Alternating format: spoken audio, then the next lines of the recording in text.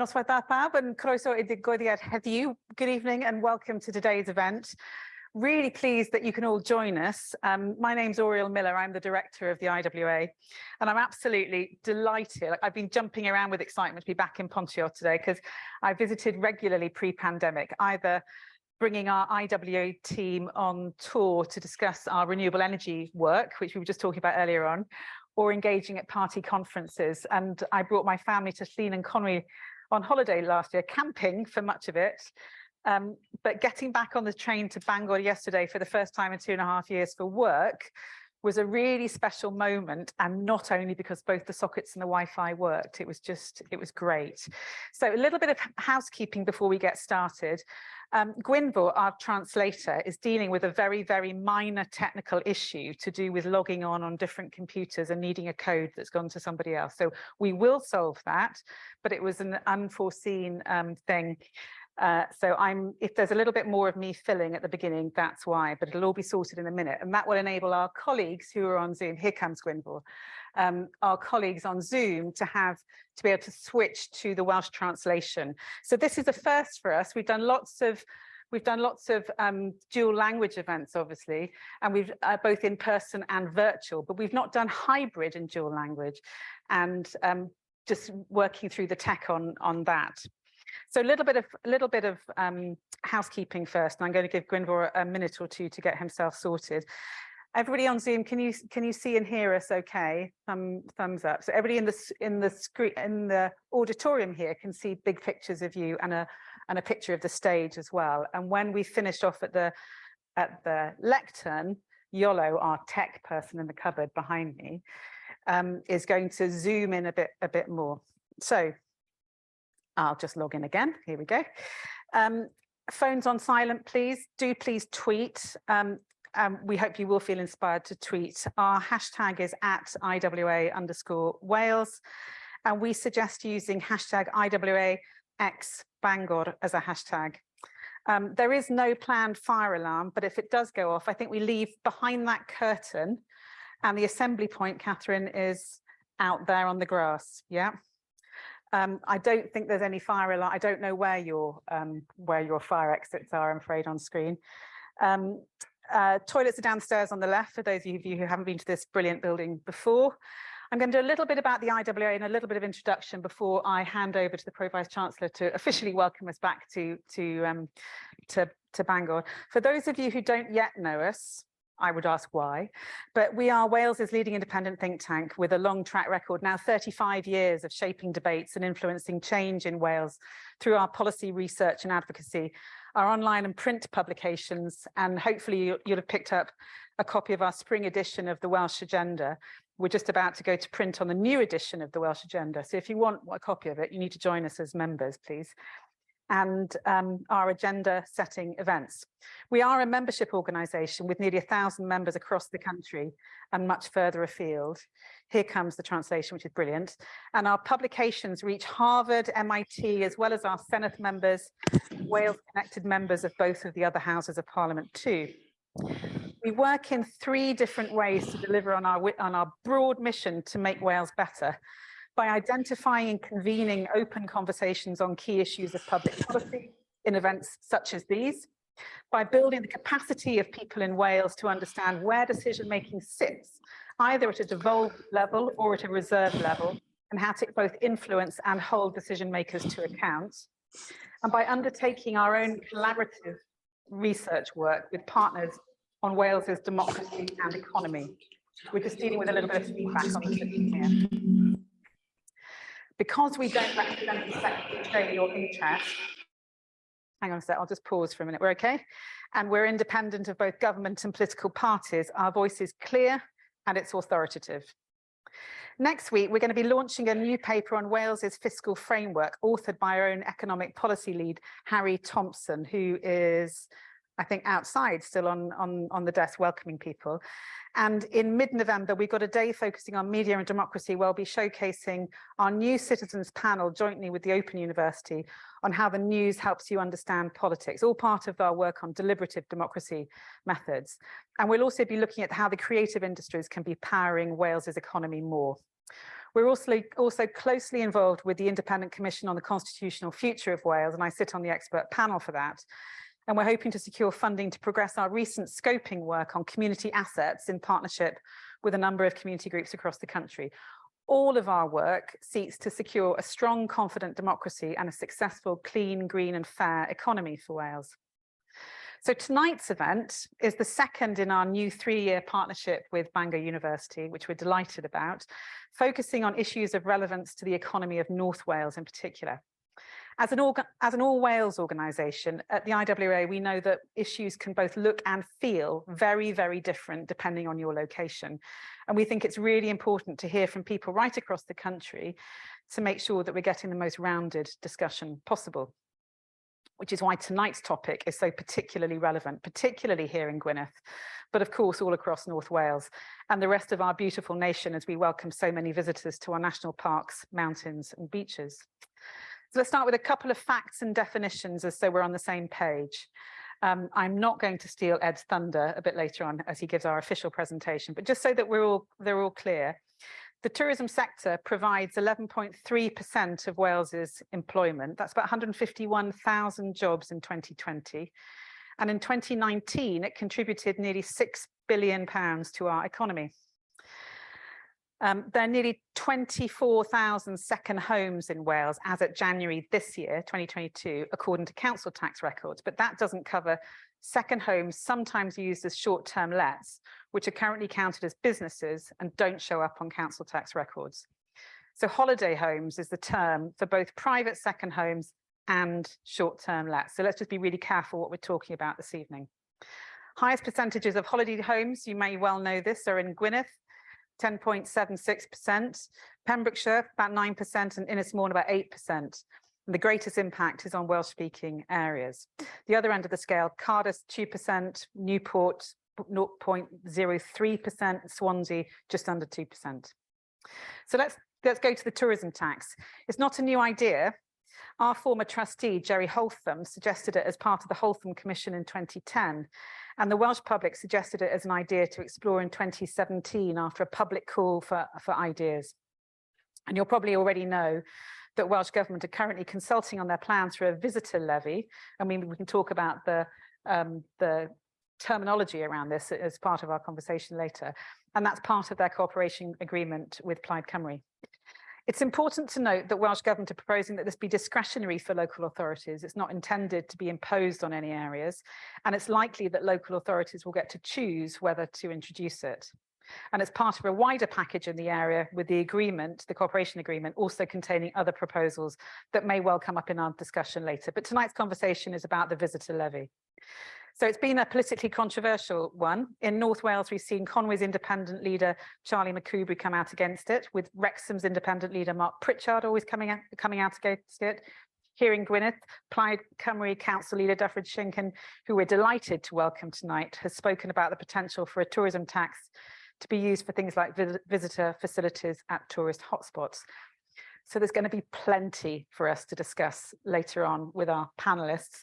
And I want to make sure that we really have, excuse me, lots of audience interaction. So start thinking of your questions now, okay, because I'll be coming to you. And just so you know, I always take the first question from a woman, because evidence says that more women than ask questions afterwards. So if you're a man and you're waving at me to start with, I'm not going to come to you first. So just know that now. And we'll obviously be sharing the outputs of this discussion with Welsh Government in our response to the consultation. So to get us started, delighted to welcome Professor Andrew Edwards, Pro-Vice Chancellor of the University, who's very kindly hosting us this evening. Andrew.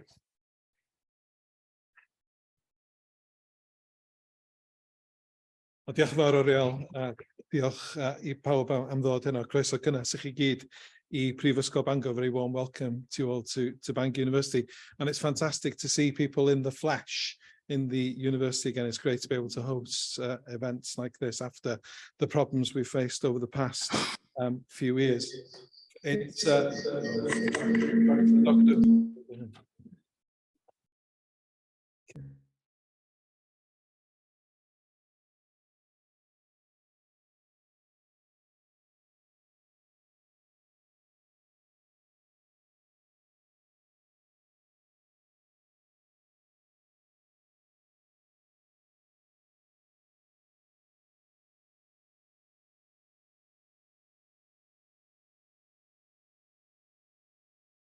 societal transformation and to the social, economic and cultural well-being of North Wales and beyond. And clearly we had one on health a few months ago, and this one clearly on tourism is hugely important to this region, but also more generally to Wales as a whole. Tourism, as we all know, is vital to the economic well-being of this region and has been now for well over a century, I think, but for finding a sustainable growth model that provides the industry with a competitive edge, yet addresses local needs and local concerns, has always provoked debate. And I'm sure we'll get to the nub of some of those concerns, challenges, and also opportunities this evening. Oriel has already touched on the past. I did my PhD actually on social and economic and political change in North Wales after the Second World War, and tourism was always a colourful part of that research and clearly divided local opinion. For detractors, tourism was a pain because it detracted from the need for proper jobs. Seasonal, low-paid jobs got in the way of the case made by local MPs and prospective parliamentary candidates for new factories, for proper jobs that were well paid and year-round. Yet there was always recognition that, you know, tourism was an asset, like water. The two big debates in the 50s and 60s were tourism and water, I think, in North Wales, and how we could manage to extract the positives, the economic benefits of those two things. Some of the more colourful stuff surrounded butlins. Obviously, there was, if you looked at an MP's postbag in the 1960s, there was always lots of letters about butlins, about the debates between kind of high-end and low-end tourism. And one that I'll kind of refer to here, which I think hasn't really gone away, and that is day trippers. There was a local councillor from Penllyn, I think, who used to bombard the local MP with letters expressing his exasperation at day trippers, and the theme of the letters was always that day trippers from England filled their cars with English petrol, their hampers with English food, and did little for North Wales but wear out roads and leave rubbish in the countryside, which the local councils had to pay to collect. And this was a constant theme, I think, in the 1960s. On to more recent events. Clearly, I was in Llandudno, I think in 2020, just after the lockdown had been lifted. I was talking to a shopkeeper in Llandudno, and she was telling me that the night before was the first time that every single bed in Llandudno was occupied since 1971. Every single hotel bedroom in Llandudno was occupied for the first time since 71. So clearly the economic benefits of tourism to North Wales is clearly there. But looking forward very much to the debate tonight. Before I finish and hand over to the panel, this event has coincidentally landed on a really important day for us as a university, because today we launched our new civic engagement strategy. Now, civic mission, civic engagement, community engagement, whatever you want to call it, is not new to the university, of course. But I think it's timely to remember that when we were founded in 1884, the fact that we're here, the fact that we exist as a university, is to serve a local need, is to serve a community need. And I think that going back to COVID allowed us to push a reset button. We were putting together the new 10-year plan, the new strategic plan for the university at the time, and civic engagement, having a new civic engagement strategy that recognised that the university's got a pivotal role to play in the social, economic, cultural transformation of this region of North Wales was really important. So social and economic prosperity, supporting businesses and skills, working with community groups is a really important issue for us as we move forward. Of course, as this banner next to me makes very clear, research is important, but how we use that research and how we ensure that the research we conduct at the university is relevant to local needs is really important to us. And with that, We established a civic mission team for the first time this year. We've established a new community board, and events like this hopefully will allow us to listen as well as to talk to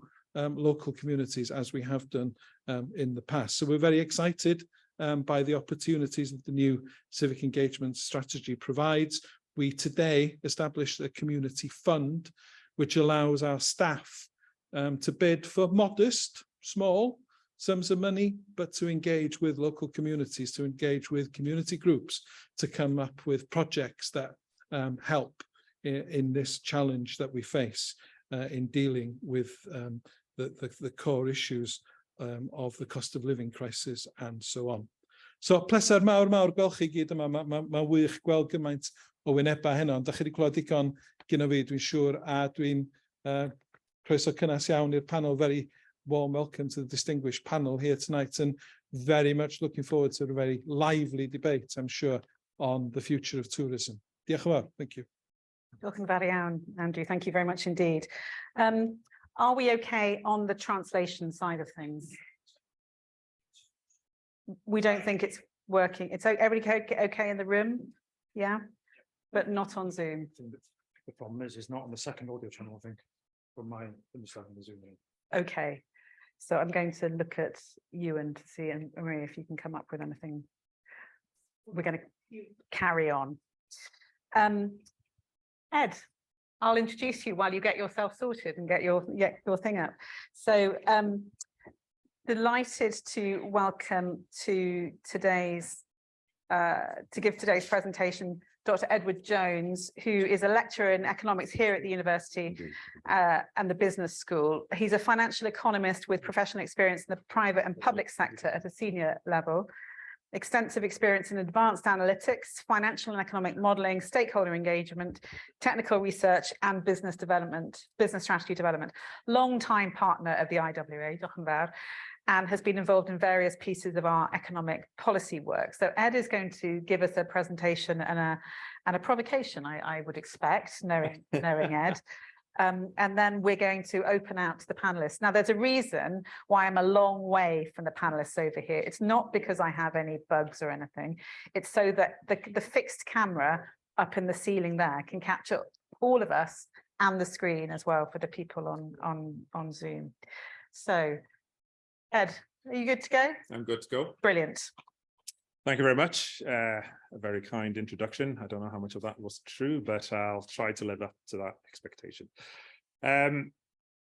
So today I was trying to think of how to describe tourism or tourists in particular. And a well-known slogan came to my mind. That slogan from Marmite: you either love it or hate it.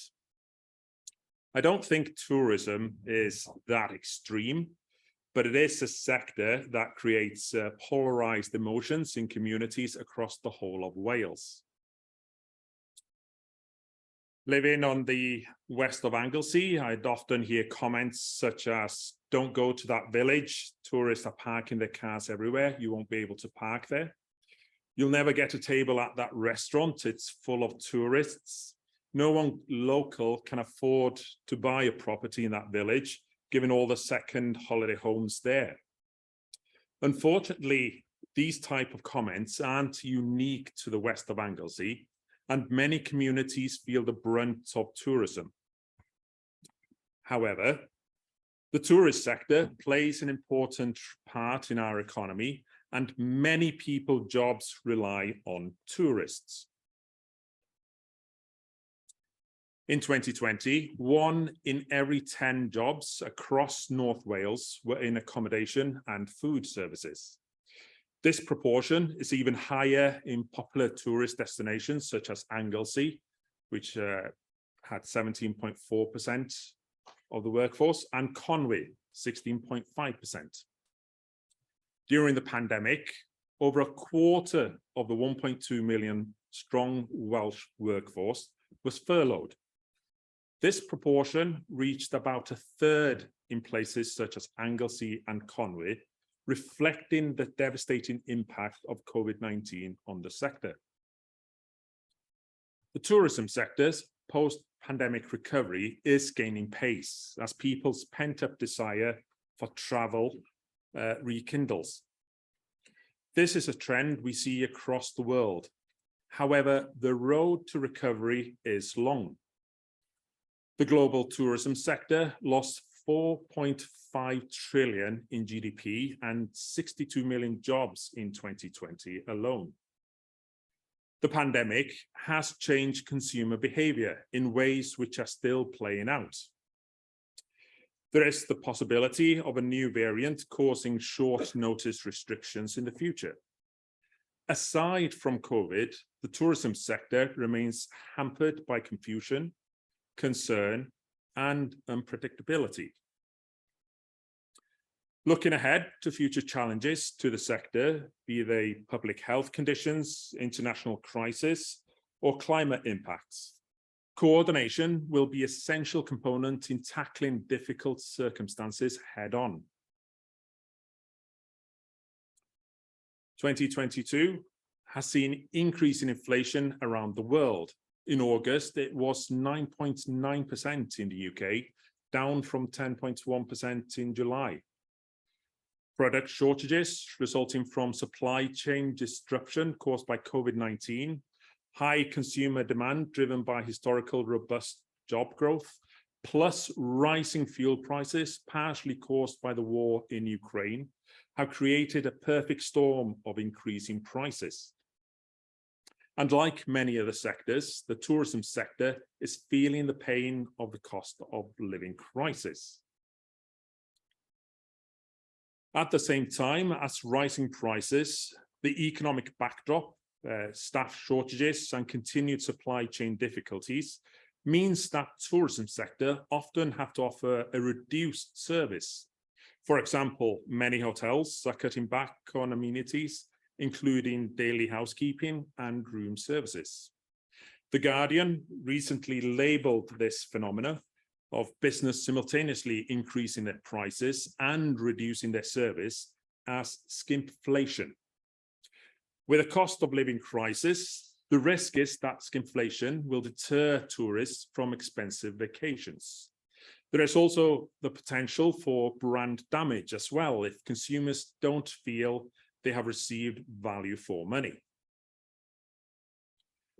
A few factors will greatly determine how the sector performs. These include travel restrictions, health security, changing market dynamics, and consumer preferences, and the ability of businesses and destinations to adapt. At the same time, the sector will need to prepare for future shocks. Despite these challenges, the future looks bright for tourism. There is an opportunity and need to rebuild the sector for the better by making it more inclusive, sustainable, and resilient. This will unleash its potential to drive progress and growth.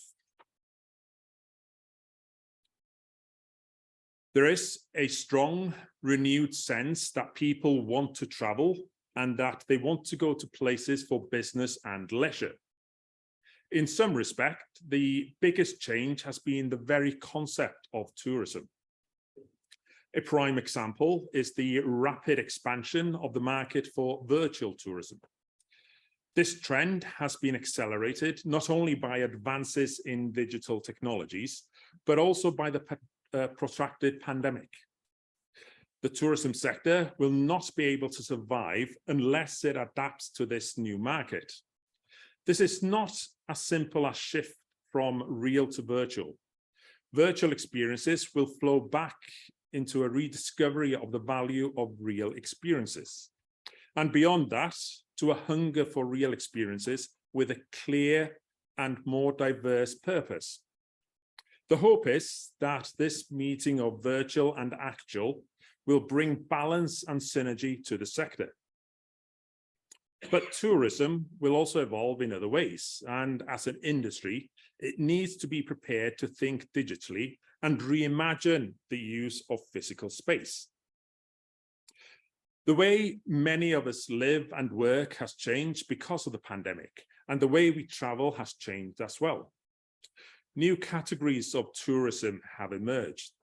The rise of bee leisure, Tourist is one example, combining elements of business and leisure travel into a single trip. Newly flexible working arrangements, including the opportunity for many knowledge workers to work remotely, have created opportunities for extended travel, not limited by a Monday to Friday 9 till 5 work week in the office. Hotels will become dynamic meeting places for teams to bond in our new hybrid work style. Lodgings near major business headquarters will benefit from an influx of bookings from employees assembling for longer periods. Hotels in unique locations will become feasible workspace. Employers are prepared for the workers to tag on a few extra days to get some rest and relaxation after on-location company gatherings. This can only act as a boost for the tourism sector. To capitalize on growing demand for new travel and tourism experiences, the sector must work with governments and policymakers to ensure that the right conditions are in place to welcome tourists as they get back on the road again. The pandemic has seen the emergence of the sustainability conscious tourist, which means that the sector is now facing the challenge of adding, among other things, decarbonisation to their value proposition. This trend will force a re-examination of what travel itself should look like and how sustainability practices can be incorporated and communicated. Addressing this challenge will also require stronger collaboration across the entire sector. This will play an important role in the sector's revitalisation as it recovers from the pandemic. Over the next few years, sustainability practices will become more prevalent as travellers and visitors become both more aware and interested in what countries, destinations and regions are doing in the sustainability space. Both core environmental pieces such as water and air and a general approach to sustainability are going to be important. Additionally, conservation will become more important in terms of how destinations and regions explain what they are doing, as an importance of climate change and natural resources become top of the mind of tourists. We're on the verge of a travel resurgence. The pandemic might have interrupted the tourism experience, but people are coming out of the bubble. However, businesses need to acknowledge the continued desire to feel safe. We may see more interest in outdoor events going forward because it creates that sort of natural social distancing or that natural safety. Doing outdoor activities such as outdoor dining, hiking, and festivals may be more appealing alternative to overcrowded events and spaces. Efforts to showcase how businesses care for tourists, be it by deep cleansing their properties or making items such as hand sanitizers readily available, need to be ingrained within tourism businesses moving forward. We learned a lot of lessons over the last few years, but one of the biggest ones was the importance of small businesses. The tourism sector must support and protect small businesses better. Unfortunately, during the pandemic, many small businesses had to shut down and may never return. Small businesses are important to the tourism sector because they bring uniqueness to a destination. People don't travel to visit the same place they could visit at home. They prefer unique experiences that are only offered by specific businesses. If you were to remove all of the small businesses from a destination, it would be a very different experience.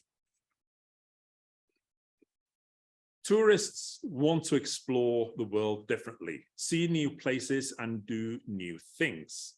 The majority want to explore destination in a more immersive and experimental way and to feel more connected with the history and culture. While seeing the top of Snowdonia has been a typical excursion for tourists to North Wales, Visitors will become more drawn to intimate activities, for example, taking a farming class in Llandrwst with a family of farmers who go back generations. This will undoubtedly be a significant area of growth to the sector. Understanding these key trends, the ongoing need to feel safe and the growing desire to have different, authentic experiences and planning for the next crisis will be essential to ensure Welsh tourism thrives in the future. Diolch yn fawr iawn. Fantastic. Thank you very much indeed, Ed. Now, Iolo, I'm just checking. We've got lots to think about. I'm just checking that you have your mics No, on. I'm bringing more now. No, brilliant. So I'll introduce you while Iolo brings your mics over, and then we'll get started. And I'm just going to do the technical thing of moving screen round here so that I can see some of the people on Zoom as well and can bring them in. Okay.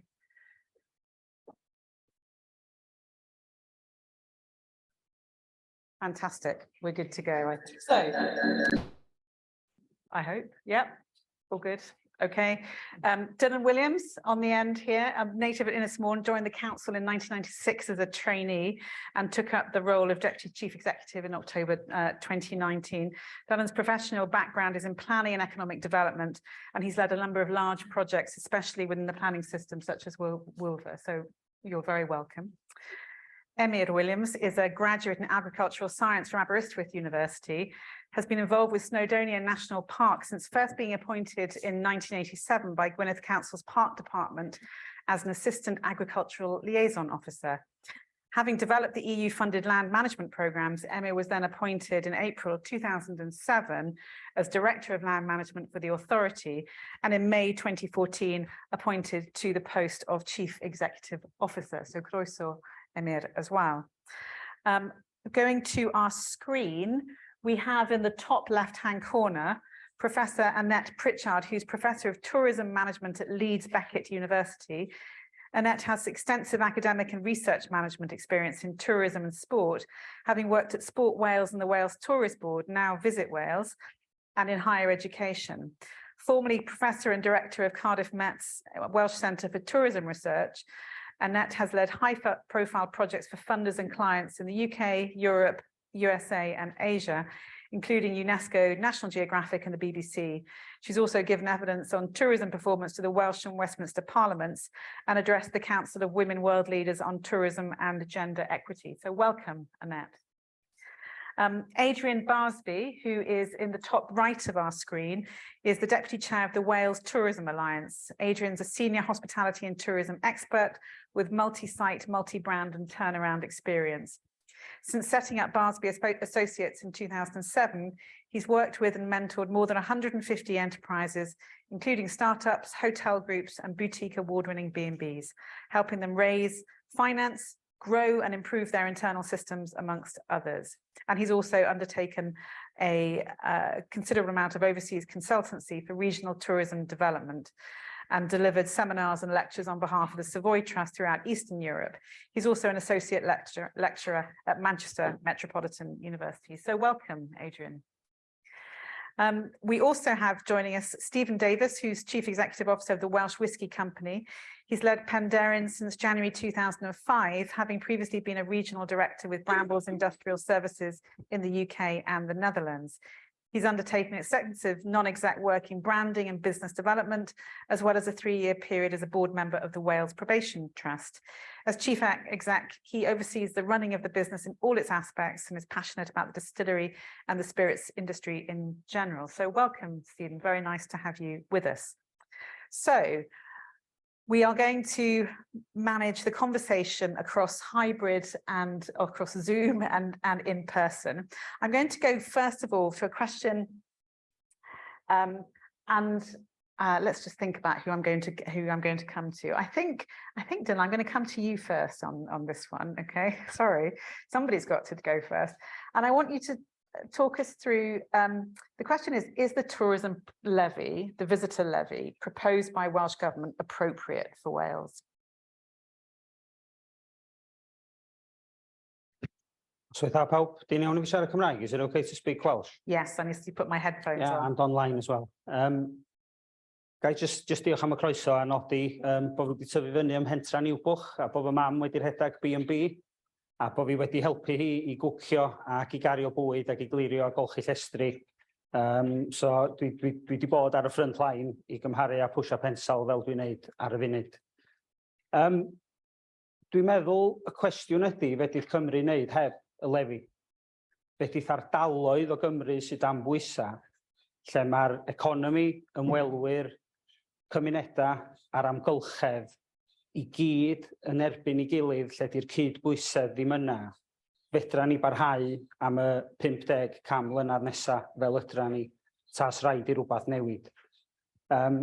Bersonol fel Dylan ac yn broffesiynol a dim barn y cyngor sir ydy hwn. Dwi'n meddwl bod rhaid I ni ystyried y levy go iawn.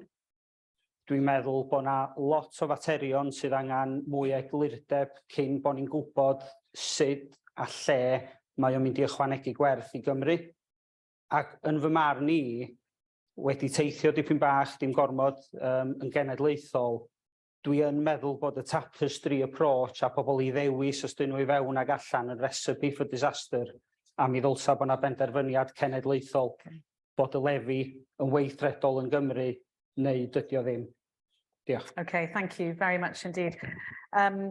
So, not a good idea for the pick and mix approach at all, but in your view, definitely something that needs to be considered. So I'm just summarising as much for myself as for people on Zoom. I'm going to come to Adrian on the screen, please, next. From your perspective, Adrian, same question for you. Is this visitor levy appropriate for Wales? And what do you think the consequences would be, both negative and positive, for, let's think of it in kind of three, I don't want to label, but for tourism, for tourists, for businesses, and the people who live in high tourism communities? Thank you. I think, first of all, I just want to make it clear as well, I'm a trade director of North Wales Tourism. So just, thank you. Thank you for the question. I think that from the Welsh Tourism Alliance members are very, very concerned about the implication of a levy being introduced.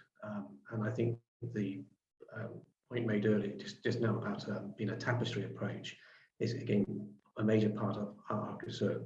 We understand that there are tensions in certain communities, and I think we would like everybody to consider, if you like, the periods of time when there's under tourism as well as the periods of time when there's over tourism, and that if we're going to address some of the other issues that we're going to come talk about in terms of longer term employment, etc., I think the way that we support the tourism sector from government and, if you like, sources of investment, it's important to recognise that there's more often spare capacity within destinations than there are over tourism.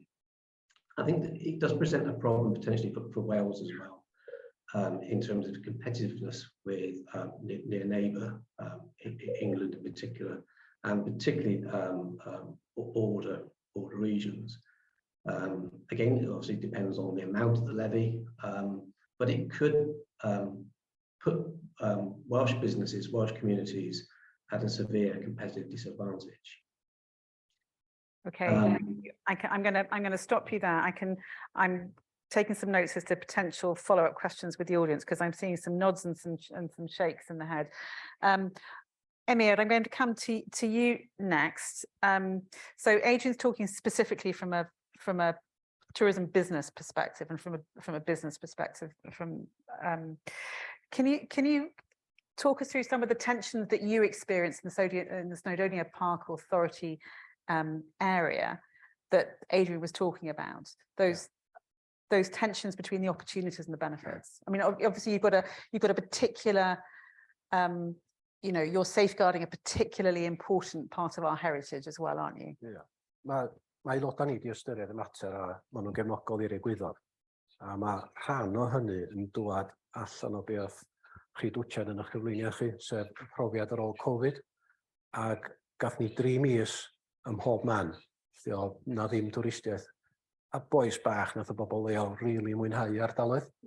Felly, ydyn ni'n dod i fewn i gyfnod wan lle mae'r twristiaeth yn ôl, a mae cymunedau yn dipyn llai tolerant o ymddygiad gwael.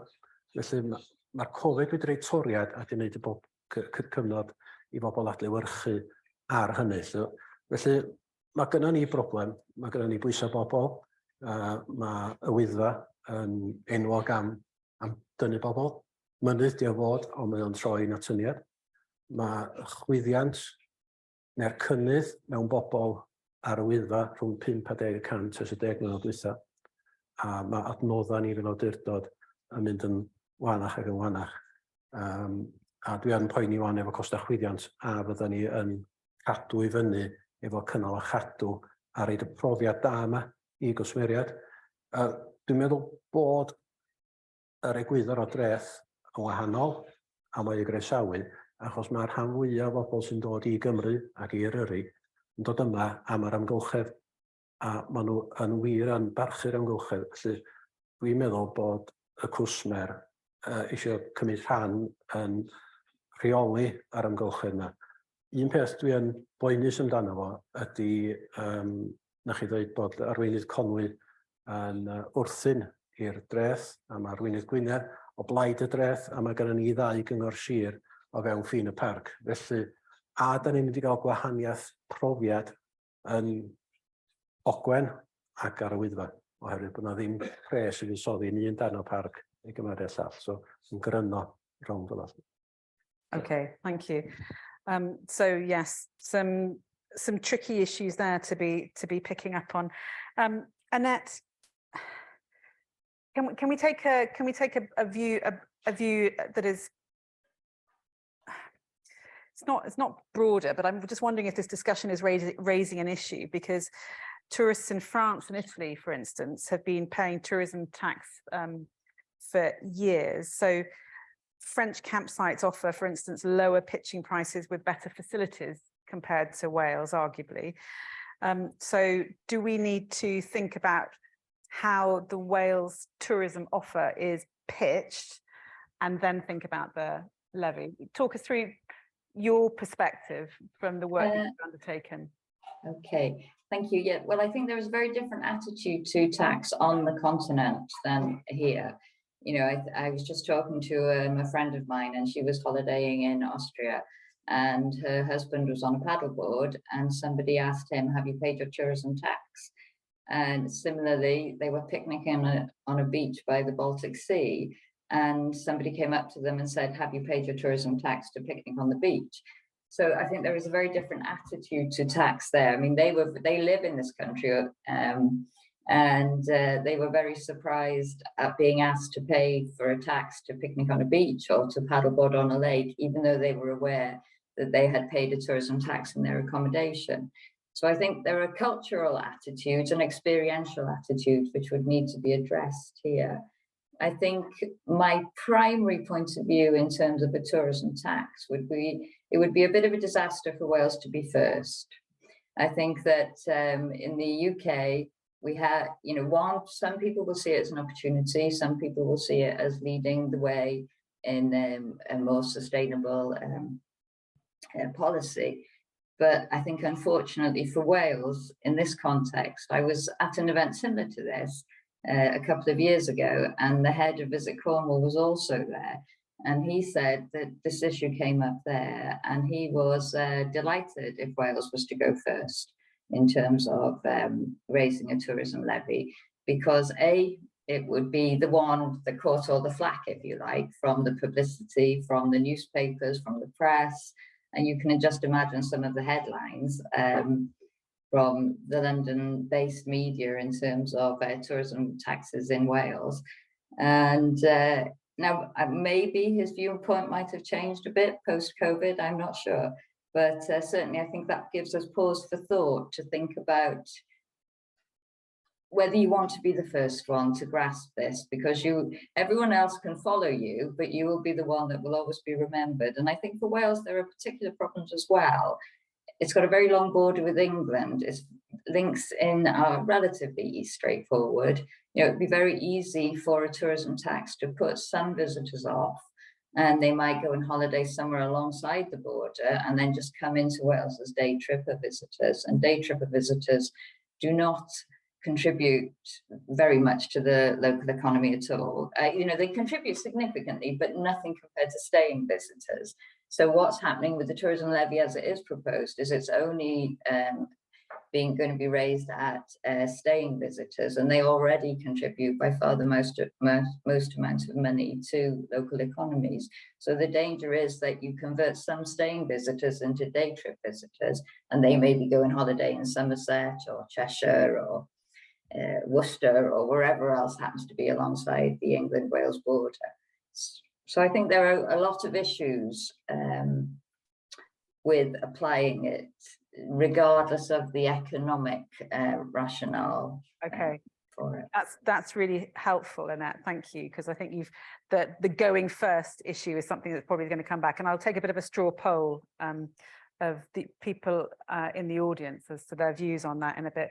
But Stephen, let me come to you, because if I'm right in remembering, aren't I, that you're opening your new distillery in Llandudno. It was opened already, so as a visitor attraction. And that's important in and of itself. And I've seen the scores of visitors coming to your distillery in South Wales. Can you talk us through, where do you stand on all of this? Yes, yeah. Good evening, everyone. We opened our new distillery in Lloyd Street in Llandudno in May 21 and had to finish the construction work through the pandemic, which of course was challenging enough in itself. And since May 21, we've been gradually seeing visitor numbers increase, but as a new distillery in town, and at a time when visitor numbers, I believe, are still about 25% down on where they would have been pre-pandemic, it's quite a challenging time. So when we look at it from that point of view, introducing a tourist tax now seems like the timing isn't quite right, if it's right at all. I also worry about, I think Adrian mentioned, the competitiveness of the Welsh tourism industry. I think we sent out a lot of signals during the pandemic, which made us feel a bit less against them, with our English neighbours. And it's not a political point, it's just a matter of fact. I really did feel that the signals were difficult for us as a tourism industry. So I think we have a lot of challenges to be competitive against Devon, against the Lake District or the Cotswolds. And I do feel, we should think very, very carefully about this. And most of the businesses in the tourism sector are very small businesses. The tourist attractions are very small indeed. So that time that we were unable to open our doors at all was incredibly difficult. We are fortunate because we're a manufacturing business as well, so we could cope better than most probably. But I know a lot of the tourism businesses really struggled, and so this kind of feels like a difficult thing to be doing at this moment in time, and of course timing is everything. So I think just for a point of clarification, the consultation is now, but obviously it wouldn't come into play for a couple of years further on down the line. So let's just be clear about that. And I think also that the visitor levy applies to anybody staying, no matter where they're coming from. So Ed, you may know this off the top of your head, you may not, in which case if you don't, that's fine. But the proportion of numbers, because obviously we've seen a massive rise of people in Wales over the last couple of years who might otherwise have holidayed either elsewhere in the UK or overseas, holidaying in Wales, and people from elsewhere in the UK and overseas, not the overseas ones who couldn't come to Wales, obviously, but from elsewhere in the UK coming to Wales as well. So there's something here about numbers, but there's also something here about the USP that Wales has, and there's a number of them. Yeah, to be honest, I don't know those numbers off the top of my head, so I don't try to make them up. But sorry, I'd like to go back to that point that was raised earlier, though, that being first and how that might be a bad thing. It could also be a very positive thing. Imagine if we had this tourism tax and we did it correctly, where we were able to use the revenue to address some of the social community issues that come with tourism, that we're able to use those money to reinvest in the infrastructure to better create a better environment for the tourists. And being first in that situation would be an excellent thing, would be a role model for many of the other areas. Now, in terms of our unique selling point, you know, I don't think I think everybody's aware of that, but with tax, and we've spoken about taxes in other countries, this is where we need to be quite careful, because the tax burden in other countries, before we even consider the tourism tax, is going to be very different. So when we look at other countries, we need to be careful and say, right, what's their tax burden already? And in many other countries where we see this tourism tax in place, the tax burden of the businesses is a lot lower than businesses in Wales.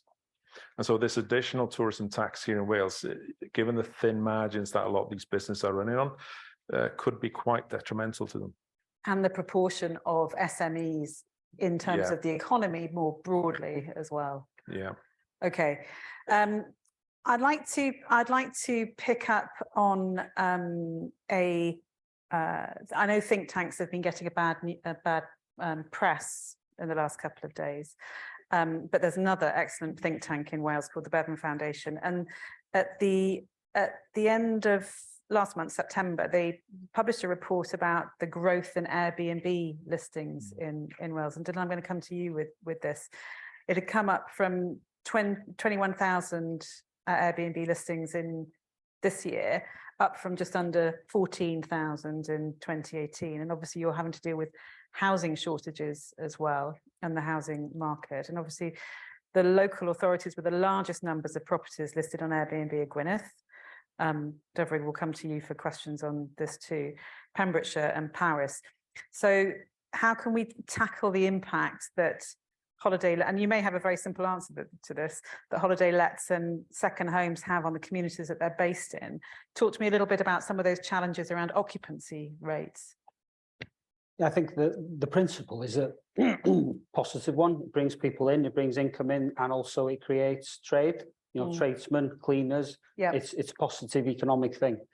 I think the question is, where is the tipping point between the benefits and the displacement and the negative impacts on local people and communities?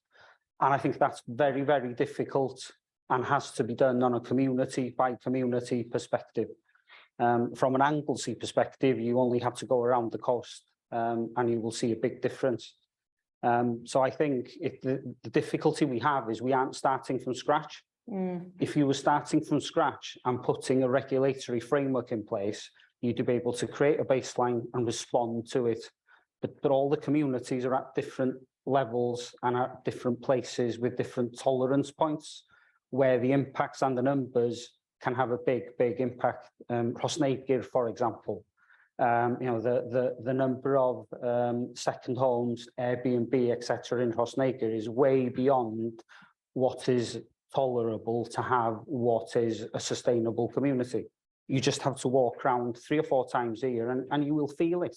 You will actually feel it, and it's doing an injustice to the community and the people in that community, because the services that they need are unsustainable because there aren't enough of them.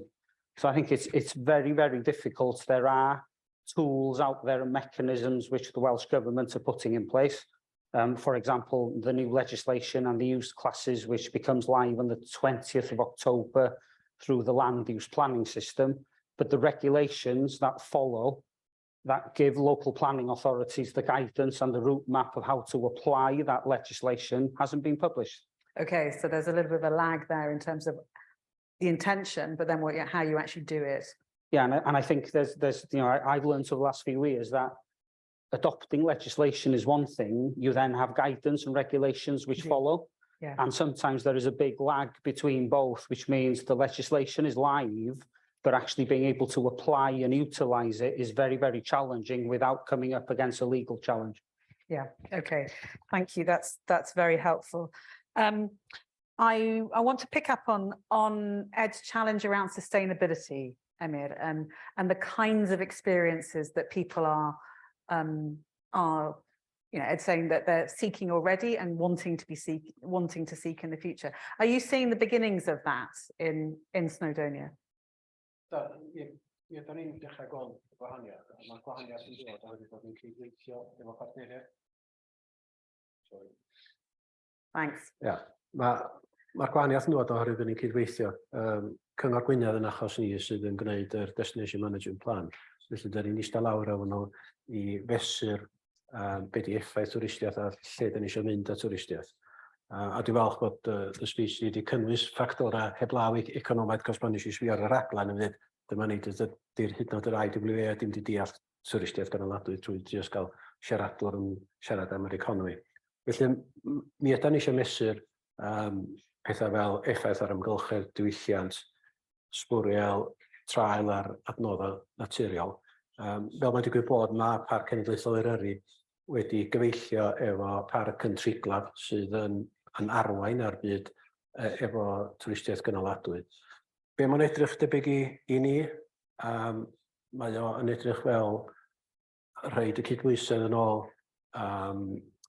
rhaid gwell profiad i ymwelwyr, a dwi yn ofni bod y profiad dros y blynyddoedd nesaf wrach yn mynd i ddrywio yn ara deg yng Nghymru, a dyna wrach pan bod yr awdurdod y parc yn gefnogol i'r egwyddor o gael fwy o adnoddau i fewn trwy'r toll yma lly. Yr heriau sgynna ni ydy ymdopi efo'r nifer fawr o bobl fydd yn dod yma. Cyn belled a bod yn gyntaf, mynd yn ôl i'r cwestiwn cynt, sgynna i'n problem mynd yn gyntaf, oedden ni'n gyntaf o'r plastic bags, a mae hwnna weld wedi cael newid diwylliant trwy y dynys gyfunol, felly gefnogol iawn i hwnna. Ond mesur pethau'n gywir, mesur deall yr effaith a gweld lle dyn ni eisiau mynd iddo fo, dyna beth sy'n bwysig. Yeah, and that's a tough one, going back to Dylan's point. If we were starting, we wouldn't be starting from here, we'd be starting from a different place, but that's not how the world works. It's nearly 7:05. I've got lots of questions and I want to come to, let's just think about, Annette, can you talk us through some of the good practice you've seen from your travels around sustainable tourism in particular, things that potentially businesses, local authorities could be learning from elsewhere? Can I put you on the spot for that? Yes. Well, I think there are lots of examples of sustainable tourism in terms of managing traffic, plastic bag, plastic-free destinations. I mean, Anglesey is working to being a plastic-free island, and there are lots. I think there are lots of good examples of sustainability that we can look at, some of which are coming from our own shores. I know that there's lots of work going on in Snowdonia and Rhoi about how to get visitors out of cars and into public transport, and there's a big issue around car parking there, obviously. So I think there are lots of positive things that can happen. I think the difference is, how do we view the levy and how that feeds into sustainable tourism? Because I think I accept why people say that being first could be a very significant plus point, but my worry is, look at the kind of coverage that's already been generated when it's only just an idea in terms of the London-based media, and they are very anti the notion of a tourism tax in Wales. Then you have a situation where Welsh people are much less likely to holiday in Wales than, say, Scottish people. So you can just imagine a kind of conflagration of news moments, if you like, where the London media go off and interview some Welsh people who are holidaying elsewhere, and they say, well, we won't holiday in Wales because of the tourism levy. So, I can understand the power of being first, but I think in this instance, for Wales, it would be a very brave decision, and I think in this kind of current climate that we have, it wouldn't be a good decision. And I do think it's interesting, the tapestry dimension of the local authority levy. I'm from Anglesey, but I live in the Vale of Glamorgan, and I know the Vale of Glamorgan leader has already said that they're not going to impose a tourism tax. So I think you're going to get a lot of confusion and a lot of mixed messaging in terms of what's happening in Wales. And I think within that as well, it's also important to bear in mind that Britain is one of the most taxed tourism economies in the world. I think it's, you know, only Switzerland levies more taxes on tourism than Britain. And I think you look across the Irish Sea and VAT is something around 9%. Here it's gone back up to 20%. So I think, you know, we're talking about a very different kind of tax economy. And yes, of course, if you say to someone, would you mind paying a bit extra?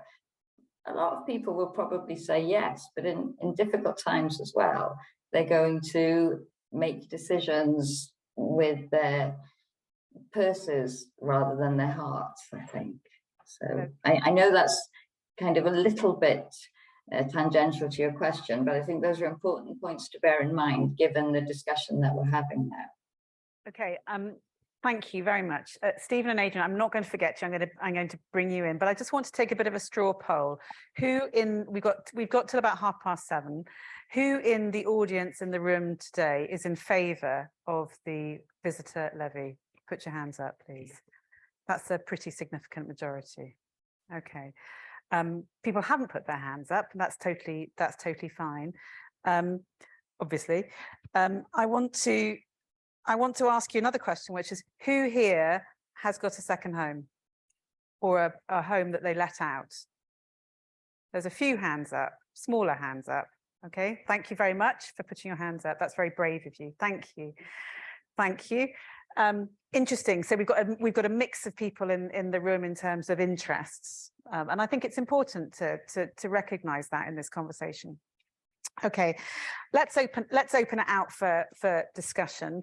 I'm looking for a question from a woman, please, and we've got a roving mic so please don't ask your question until the mic reaches you. Okay, and Catherine, thanks very much indeed, is going to take the mic around. Okay, thank you, excellent.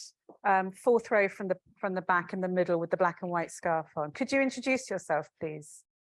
And if you work for an organisation that you're happy to be identified with, say it. I don't think the mic, hang on, is the mic on, Yolo? It should be on. Can you hear us on Zoom? Can you try again? Just try again.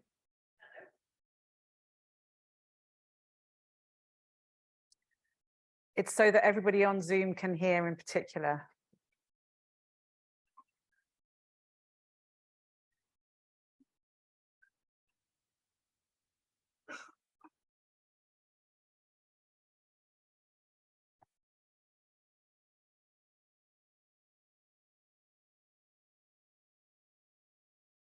Do you want to, Yolo, why don't you take this one?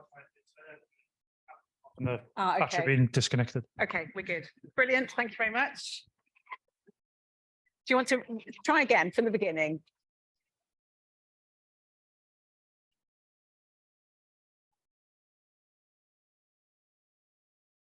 Yolo, do you want to take mine and I'll use that there.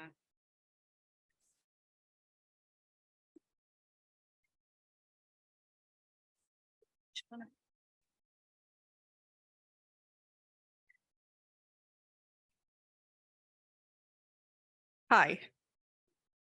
Better? Yeah. Can I ask in Welsh? Diolch.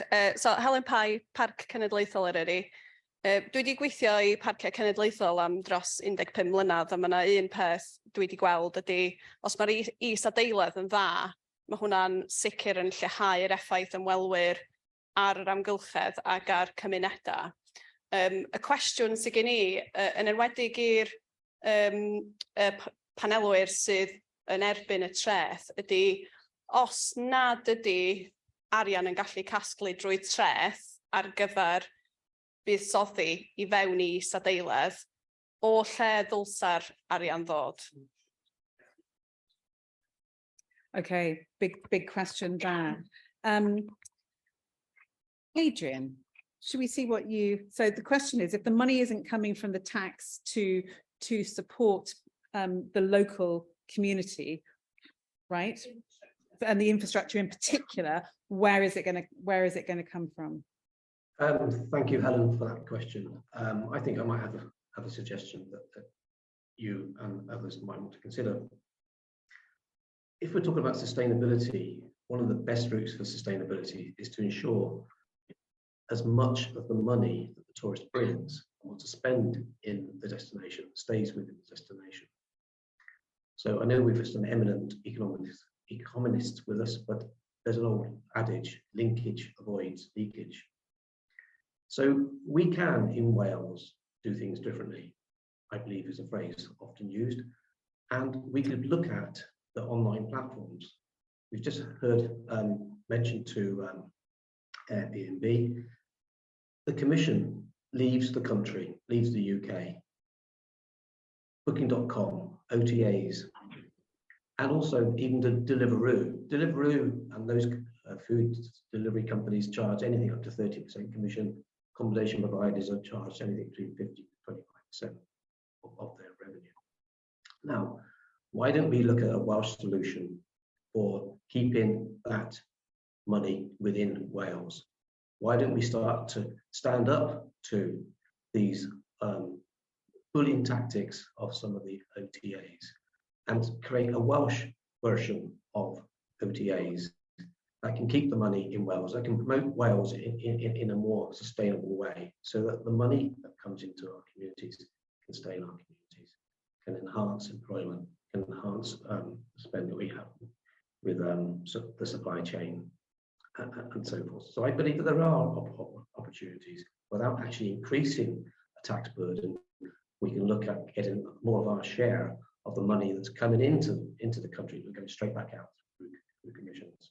So that finally on that, can I just say also that, yeah. that Visit Wales starts a fantastic campaign in response to some of that atrocious behaviour of visitors. Have their pledge, promise, and in English, know before you go.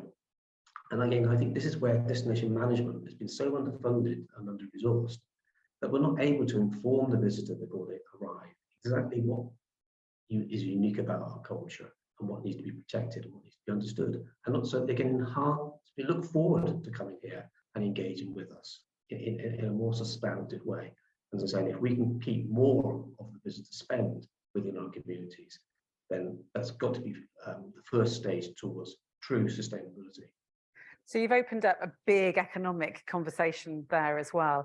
I wanted to, Ed, I might come to you to respond on that point, but I wanted to flag a brilliant scheme that I heard about from the Mayor of Cardigan when we ran an event a couple of years ago that had been meant to be in person in Wrexham at the time, but ended up being on Zoom over 3 days in the first year of the pandemic, whereby visitors coming off the cruise ships into Fishguard had downloaded an app that then pinged at different points of the high street to get them to, which unlocked offers so that they spent their money in local businesses.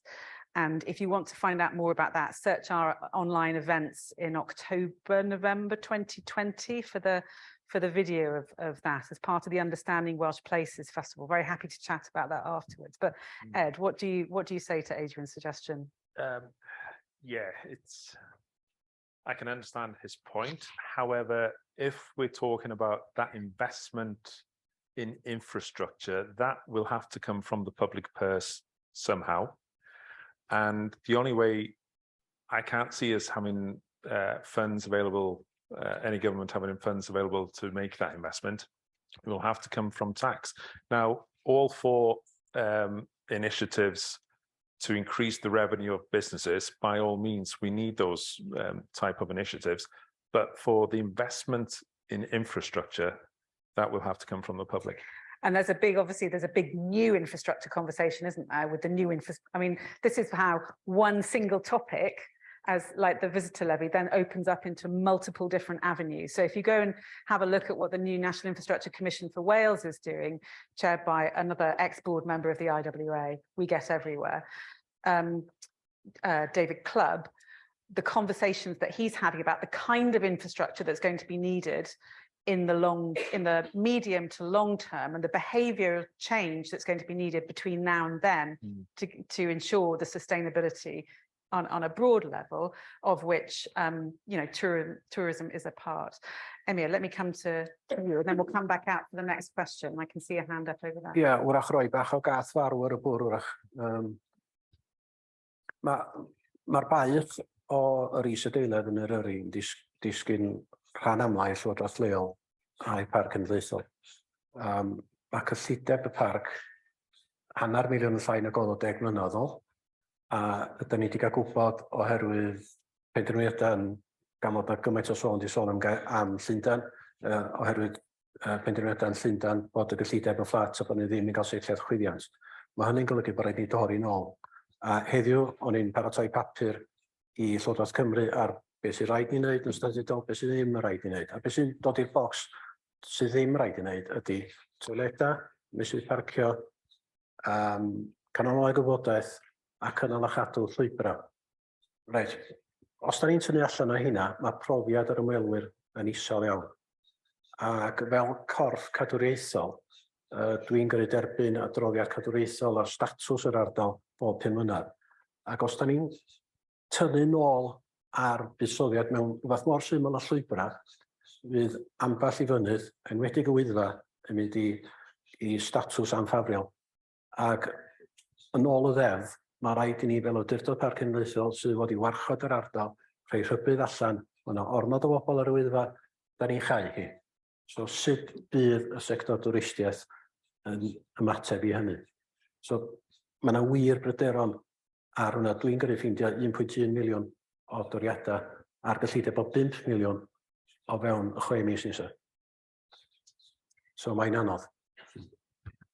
You're between a rock and a hard place, aren't you? And from that perspective, I'm going to come to. There's a gentleman over there with the white shirt on, and then I'm going to come to Dyfrig after that in the second row. Hello, can you hear me? Yeah. Yeah. Hi, I'm Stephen Jones from the Business School here in Bangor. It's a comment, really, an observation. I think with many of these things, particularly about infrastructure, we have to be careful about unintended consequences. The A55, when it was first dreamt about and just before it was built, I think was called the Road of Opportunity. And the title, the Road of Opportunity, was seen very positively. And the intention, I think, was that businesses could come in and get their products out. It might stimulate manufacturing. And I think Siemens came to Llanberis on the basis, and before that Euro DPC, that they could get their goods, their high-tech, high-price goods out to Manchester Airport within 2 hours. But the problem about the Road of Opportunity, I remember coming as a boy, and we'd stop in all the little villages where there were traffic jams, Penmamar, Llanfyfechan, and the Road of Opportunity has turned out to be a road for potential leakage that somebody talked about. So now it's much more feasible for people to come in for the day, as a day visitor, start early from Manchester, Lerpool, wherever, and go back in the day, and you've contributed something, but previously people might have stayed longer. And therefore, the huge improvements, other than the road cones, of course, the huge improvements to roads do facilitate movement in, but equally movement backwards and forwards much quicker than it did in the past. So it's not a question, it's just an observation. Okay, thank you. Thank you very much indeed for that. Going to go down to the front. Sorry, Catherine, I'll make you run up and down the stairs. To the front to Dyfrig. Hang on a sec for the mic. And then... Helo, Annie. Ie, diolch yn fawr am y cyfle. Mi fyswn ni yn gallu gwneud sylw ar bron i bob peth sydd wedi cael ei ddweud yma hyn yma. Ac a'i jyst gwneud sylw ar yr eich ochr yr economi. Yng Ngwynedd, yn ôl y ffigurau, mae 1.3 biliwn yn cael ei wario yn y diwydiant ymwelwyr yng Ngwynedd. Swn i'n tybio, mae dyna di'r gwariant mwyaf yng Nghymru, felly. yr hyn dwi'n methu i gysoni, os yw'r holl arian yna yn cael ei wario yng Ngwynedd, sut bod ganddo ni'r lefel incwm teuluoedd lleia yn y wlad, ynde? Os nad yn Ewrop a dweud y gwir, ac mi na i ofyn i ryw economegydd i egluro i mi sut, lle mae'r arian yn mynd, a dwi'n cael llythyrau gan ymgyrchwyr sydd yn dweud yr union bwynt yna. Lle mae'r arian yna'n mynd? Achos dio ddim, mae'n ymddangos, yn mynd i bocedi'r gymdeithas leol. Ac un peth sydd wedi bod ar goll ar y cyfan yn y drafodaeth yma heno yma, a dwi yn meddwl bod hon yn drafodaeth ofnadwy o bwysig, a dwi'n meddwl bod angen y ddeialog yma i ni gael deall beth sy'n digwydd yn y diwydiant, ond yr un peth sydd wedi bod ar y goll ydy pryderon y gymuned. A pryderon y gymuned am yn diwylliant ni, am yn iaith ni, a'r effaith y mae yr economi ymweld dilyffethair yn cael ar y cymunedau hynny. Mae yna gymunedau sydd yn darogan ei diwedd. Ac dwi'n gwybod bod o'n enghraifft chi sy'n cael ei ddefnyddio o hyd, felly cymerwch chi Abersoch. Cymuned Gymraeg ym Mhenllyn, bellach sydd yn beth, gymuned gwyliau i swydd gair neu beth bynnag, gyda dim posib i bobl leol i fyw ynddo fo. Dwi ddim yn gwybod lle mae'r Gymraeg yna, mae dros 40% o'r tai yn dau gwyliau. O gyda'r llaw, dwi'n yn credu dylen ni gymysgu yr elfen tai gwyliau, ailgartrefi, gyda twristiaeth. Mae hwnna yn issue tai, a mae gyda ni groesus digartrefedd yng Ngwynedd y funud yma.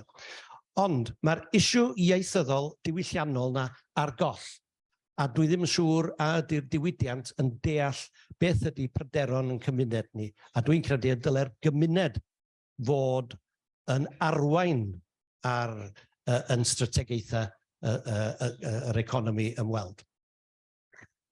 Deborah, thanks very much indeed. Some absolutely essential points there. Could you just introduce yourself, sorry, with the mic still, for everybody else in the room who may not know you? Mae ddrwg gen i, Dyfrig Siencyn, arweinydd Cyngor Gwynedd. Great, thank you very much indeed. And this is always the challenge when putting together panels to make sure in terms of spreads of viewpoints, politics and perspectives, and it's an absolutely fair challenge in terms of in terms of communities.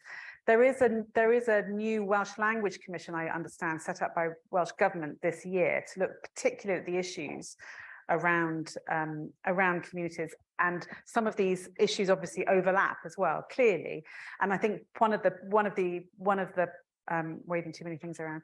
One of the issues with events like this sometimes is you can look at things in silos only about a particular topic, when actually it spreads in all sorts of different ways. So it's an absolutely valid point.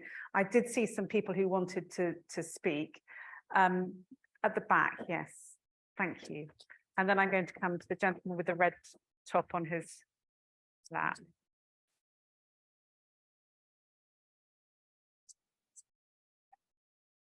Pnawn da, diolch yn fawr iawn.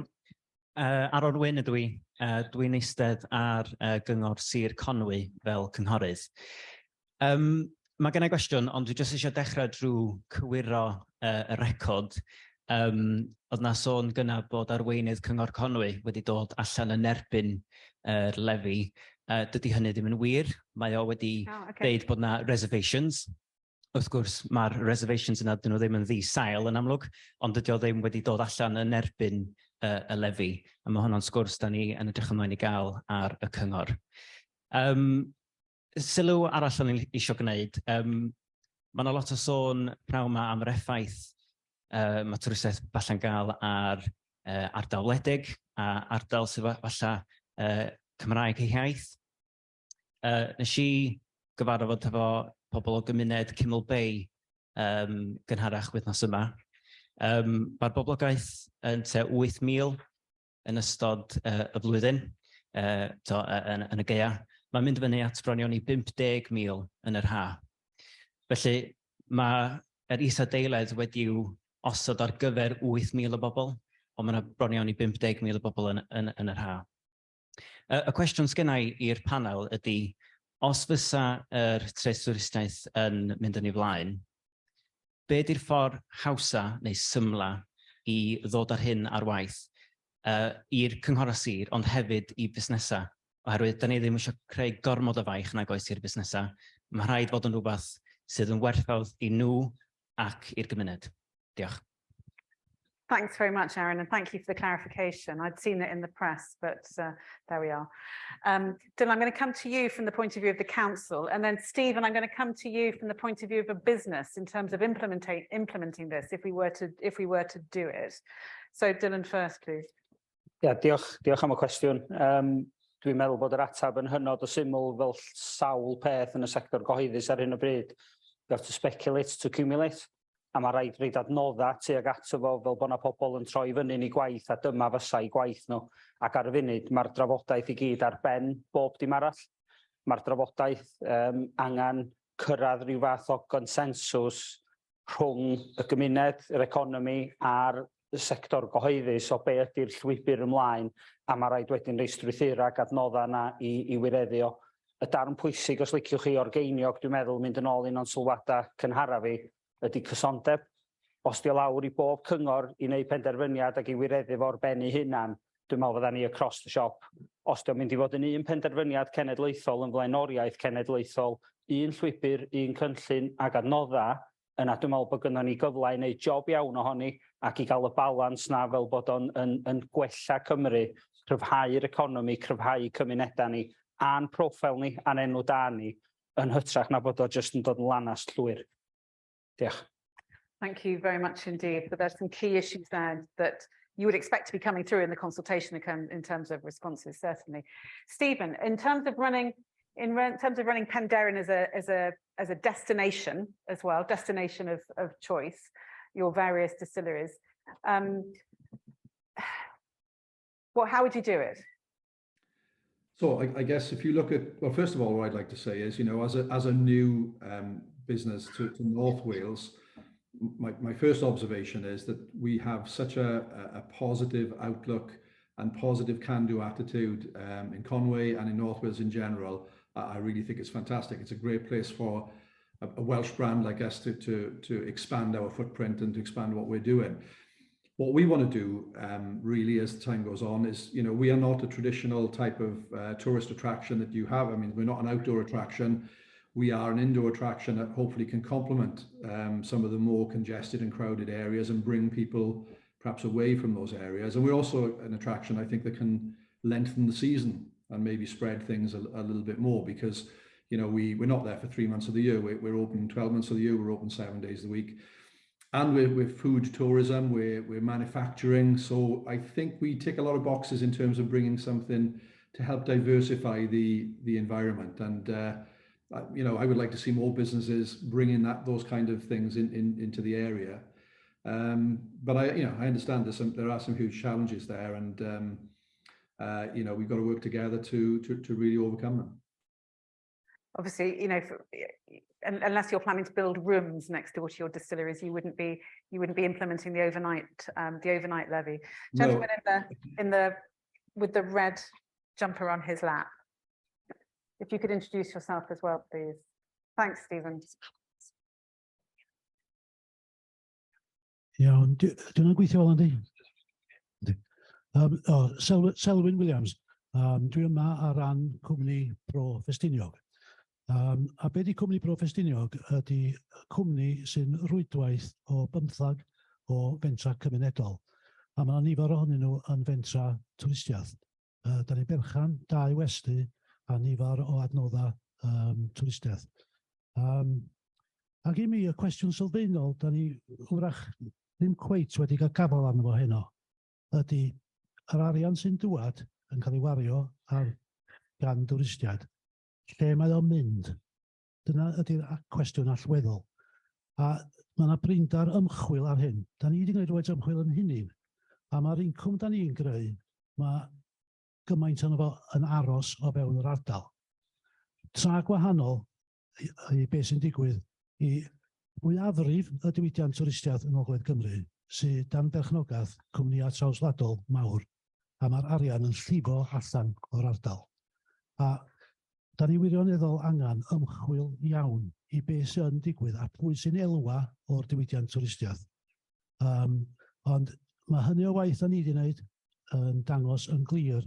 Mae'r incwm sy'n dŵad i fudiadau cymunedol yn aros yn yr arian yn yr ardal, a mae o yn effaith lluosogol. Hynny ydy, mae yna multiplier effect i'r incwm yna. Wedyn, dwi'n meddwl, mae hwnna yn gwestiwn allweddol ar gyfer y dyfodol yng Nghymru. Mae'n gwestiwn allweddol i Llywodraeth Cymru.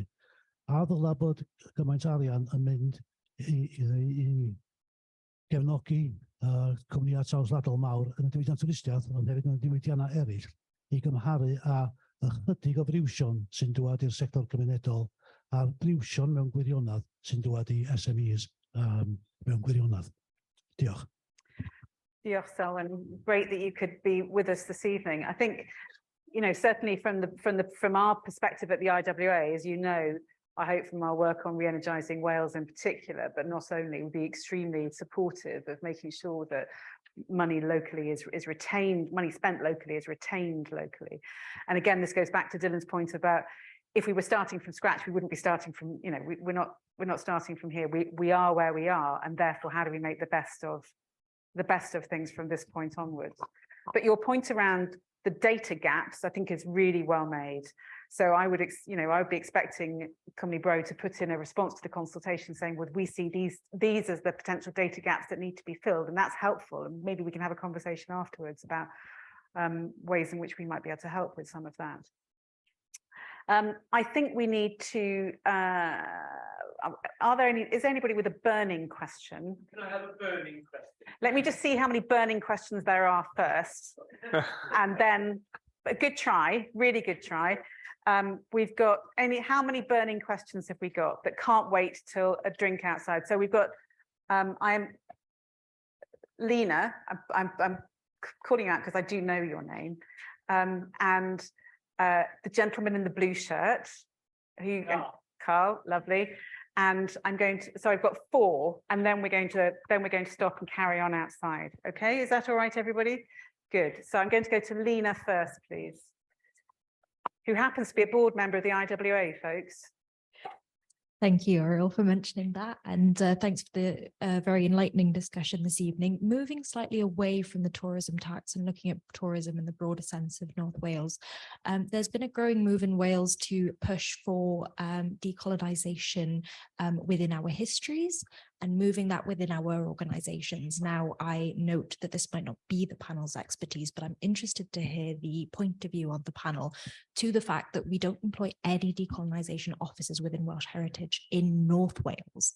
And would there be scope, do you think, for us to explore this very important part of Welsh history and disseminate that not only to our North Walian residents, but to the rest of the world? Thank you very much indeed, Lena.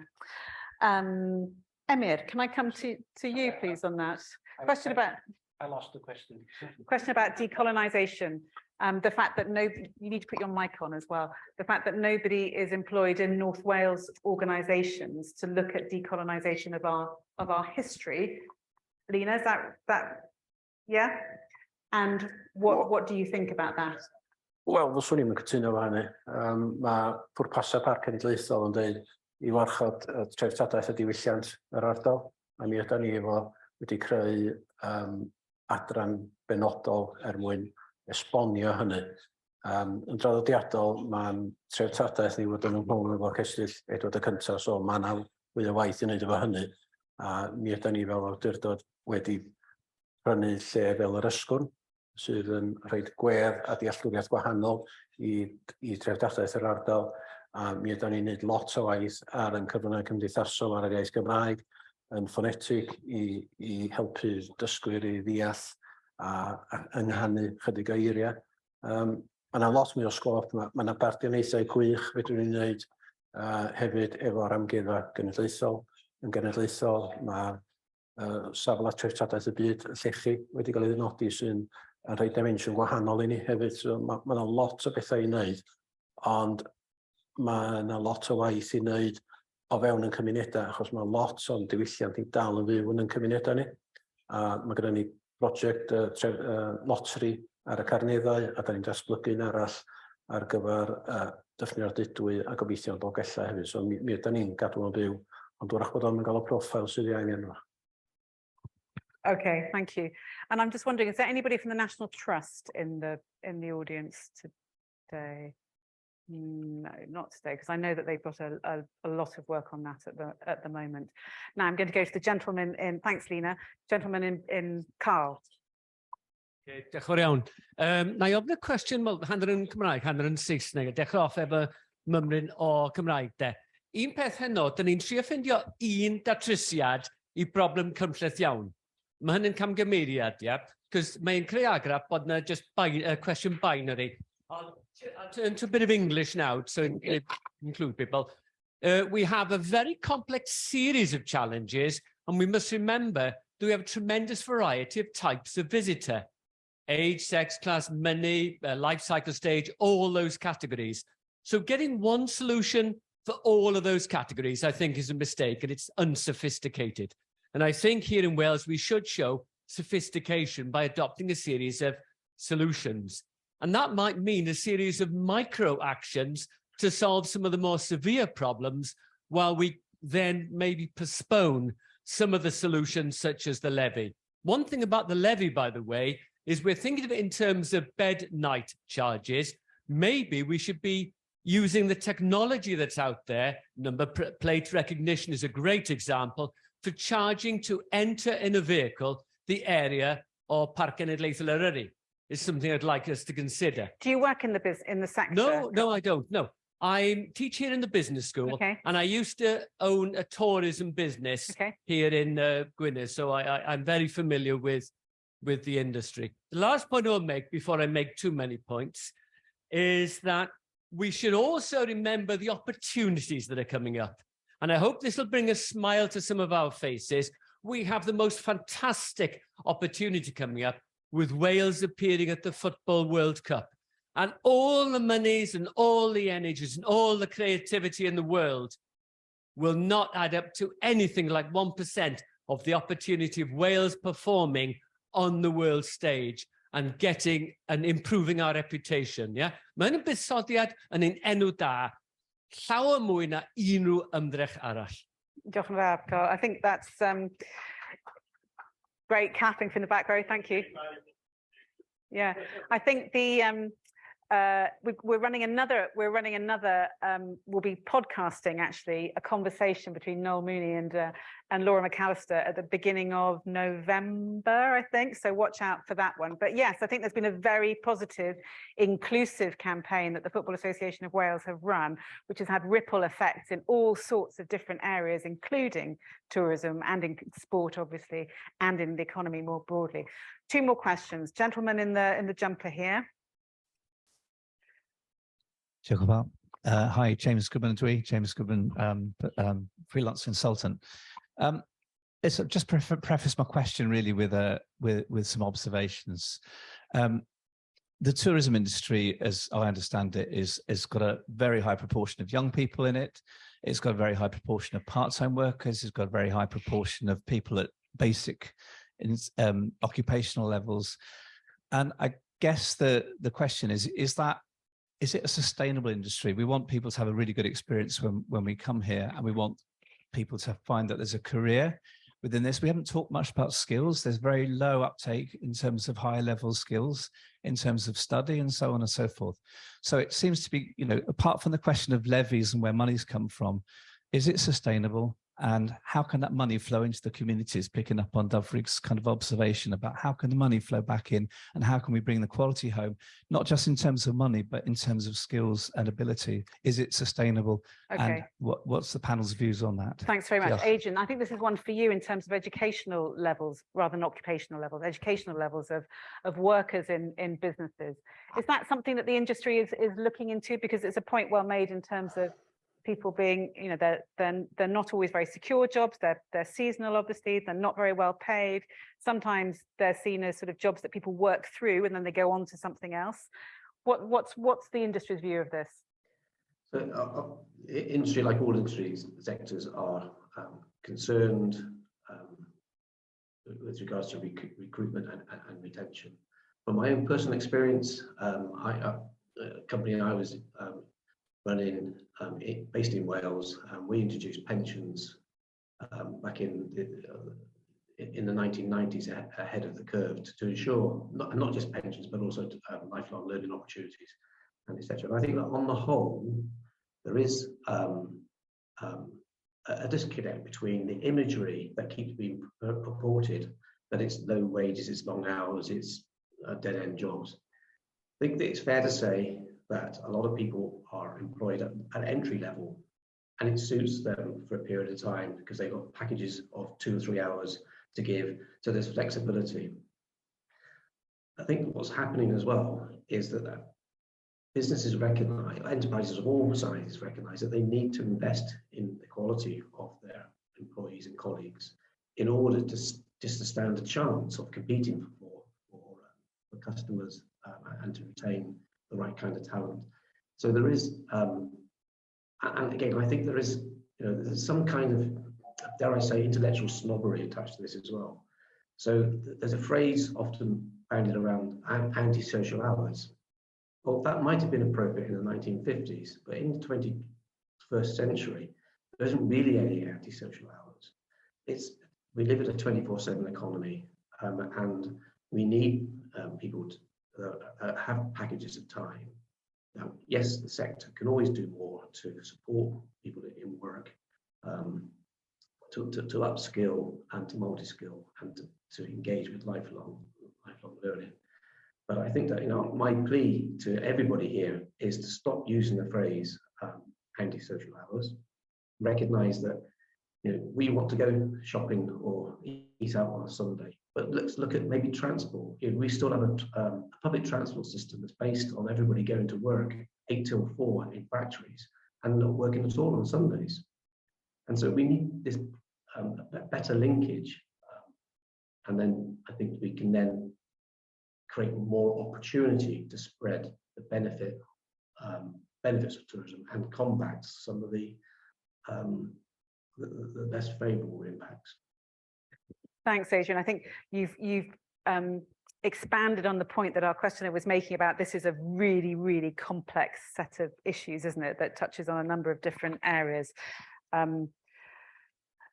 Yeah, public transport is another conversation. We've done quite a lot of work on that as well. I don't know really where to start, other than to say my predecessor, Lee Waters, as Deputy Minister, is now on the case. So, Lee.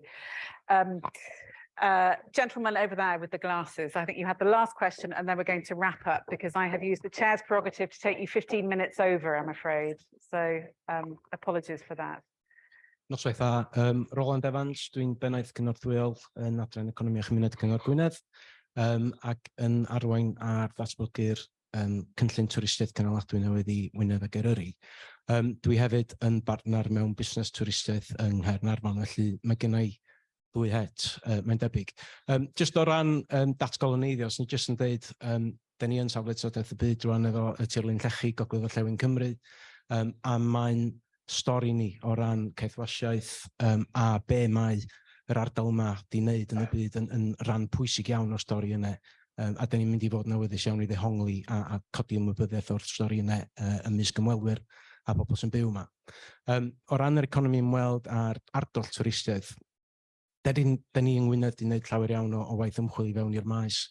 Yn y gorffennol, da ni di edrych ar opsiynau posib ar gyfer codi nawdd a pres i fedru buddsoddi yn cymunedau ni ac yn y sector twristiaeth yn yr ardal, gan fynd o Tourism Improvement District i nawdd i levy twristiaeth a hefyd rhodd ymwelwyr.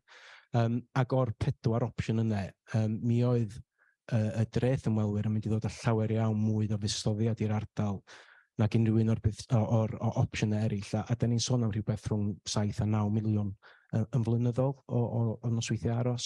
Fysa buddsoddiad fel yna yn yr ardal yn cymunedau ni yn yn amgylchedd ni ac yn sector twristiaeth ni, dwi'n meddwl, yn sylweddol. A mae yn faes cynhennus iawn, a dwi'n meddwl beth da ni angen wneud, a dwi'n meddwl mi welwn ni dreth twristiaeth yng Nghymru. Dwi'n meddwl, dwi'n cytuno, da ni angen cysondeb ar draws yr ardal i gyd, draws Cymru. Ond hefyd, da ni angen wneud yn siŵr bod ni'n neud mewn partneriaeth, a bod ni'n dod ar sector y cymunedau pawb efo ni. A dwi'n meddwl dyna sy'n bwysig ydy sut mae'r panelwyr yn meddwl y ddylen ni wneud hynny. Mae'n enghreifftiau difyr, dwi'n meddwl, o'r Ynysoedd Balearic yn Sbaen, lle maen nhw wedi atgyfodi treth twristiaeth yn dilyn methiant cychwynnol. Ond mae'r atgyfodiad wedi bod yn llwyddiannus iawn gan bod nhw wedi wneud hynny mewn partneriaeth ar lles yr ynysoedd hynny. Diolch. Thank you very much indeed. So this question of how we bring people with us. Dylan. Mae hwnna'n gwestiwn da, dydy. Dwi'n meddwl bod e lawr i technoleg, a dwi'n meddwl bod e lawr i llywodraethiant, a dwi'n meddwl bod e lawr i rhannu gwybodaeth yn effeithiol yn rheolaidd, a pethau fel hyn, dod o pobl gwahanol sydd ella ddim yn dod ar draws ei gilydd, dim ond mewn byd digidol at i'w gilydd. Ond o fewn hwnna i gyd, mae rhaid cael arweinyddiaeth clir a pendant. Ac os ys gynnon ni arweinyddiaeth llywodraethiant a defnyddio technoleg, dwi'n meddwl bod gynnon ni gyfle i greu llwybr ac iddo fo wneud gwahaniaeth. Great, thank you very much indeed. I'm going to start winding us up. I've got a few things I need to say. Do you know, it's always really, really difficult sharing these kinds of conversations because one hopefully headline attracting title of a topic, which was, you know, we have these brilliant conversations with our colleagues at Bangor thinking, well, what shall we talk about and what's going on in the kind of political sphere that we can hook into. You can go in a number of different ways, and there are a number of different ways out of it as well in terms of how those issues, we've talked about what they impact on, we've talked about public transport, we've talked about communities, we've talked about economy, we've talked about skills, we've talked about borders, we've talked about sustainability and environment. These things are all interconnected, and I think that's part of the joy, even though sometimes it's like, the joy of these sorts of conversations, because you're absolutely right, Dylan. I think a lot of people don't always come, you know, we have very siloed conversations still, don't we, about issues, and actually they're all mixed up together, and we all here have got multiple identities. We experience things as tourists, as members of our own communities, as business owners, as parents of children looking for their jobs, looking to safeguard your communities as well in terms of language and culture. These things aren't cut and dried, and they never are. And that is exactly the point of the kinds of conversations that we would hope to be convening at the IWA with our partners that are very specific to particular parts of Wales. So thank you very much indeed. You've given us lots to think about. The good thing about doing, even though the tech has slightly fried my brain tonight, the good thing about doing this, and I must really thank the panelists who are on Zoom this evening, but it does mean that we've got a recording of the conversation that we can come back and pick through and pick out some of the issues that have been talked about. But I just want to say diolch yn fawr iawn to all of our speakers, to our participants for bearing with us in terms of the tech and the translation, and for contributing to the discussion. We have got time for more discussion outside as well. A huge thank you to the team at Bangor University who's worked with us on the event, as well as Pontio for their centre, and Yolo, top tech. Thank you. Nothing. So I think Yolo deserves a round of applause, because it's really not straightforward, and probably not helped by the fact that as an IWA team we work off Macs, and everything here is not Mac. So there's some really, really basic stuff. Like I said, our aim in these sorts of events is always to identify issues that need further thought and unpicking, articulate what they are, and try and draw out why they matter differently to different people. And I think we've done that this evening. So thanks to our panelists, and thanks to you. We think it's only by having these sorts of conversations that we can understand what needs to change, how it could change, and why it must change, and identify also the parts that we all have. Some of you are in roles where you have a specific role to play in these conversations and in these discussions and these actions in future. So I'm just really encouraging you to reflect on that too. So, I mean, so do we, obviously, as well. We really hope you've enjoyed it. I've loved being back with a proper audience again. It's really great. And I look forward to the conversations outside too. If you want to receive early notifications, I know that there are a few people who heard about this on the grapevine. It's like, well, why haven't I had an email about it? The best way to hear about the stuff that we run is to join us as a member. We're really, really cost effective. We're about the cost of a cup of coffee every month, give or take. And your organisation can also join us too. There are very few places in Wales and organisations that run the kinds of events and do the kinds of research that we do without representing a sector, trade or interest. And we really need your support. This is not easy to find work for policy, money for policy work. And membership provides about a third of our income. So for those of you who are members this evening, do please come and say hello afterwards. It would be really nice to have a chat. And diolch yn fawr iawn. We have so you can pick up a leaflet on how to join us, and you can also go to iwa.wales and join this and click on the supporters page of our website. We'd really love to know what you're interested in as well in terms of future topics for these sorts of conversations. I could carry on talking, but I'm not going to. Thank you, and do join us for a drink outside. Diolch yn fawr.